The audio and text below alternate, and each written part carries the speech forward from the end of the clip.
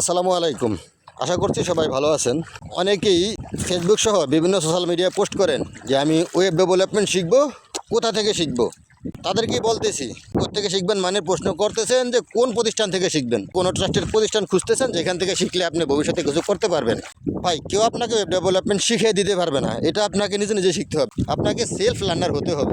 প্রথমে আপনার উচিত হবে আপনি গুগল, ইউটিউব, স্ট্যাক ওভারফ্লো, চ্যাটজিপিটির মতো বিভিন্ন প্ল্যাটফর্মে জিজ্ঞাসা করেন আমি ওয়েব ডেভেলপমেন্ট কীভাবে শিখবো, কোত্থেকে শিখবো, রোড ম্যাপ কী, ওয়েব ডেভেলপমেন্টের ভবিষ্যৎ কী। এরপরও যদি মনে করেন যে না আমি তো অনেক কিছু জানি বা ওয়েব ডেভেলপমেন্ট কীভাবে শিখতে হইব, আবার ওয়েব ডেভেলপমেন্ট শেখার জন্য কী কী টেকনোলজি জানতে হবে, যখন এর সম্বন্ধে আইডিয়া হয়ে যাবে তখন আপনি যে কোনো প্রতিষ্ঠানে শিখে ভালো কিছু করতে পারবেন।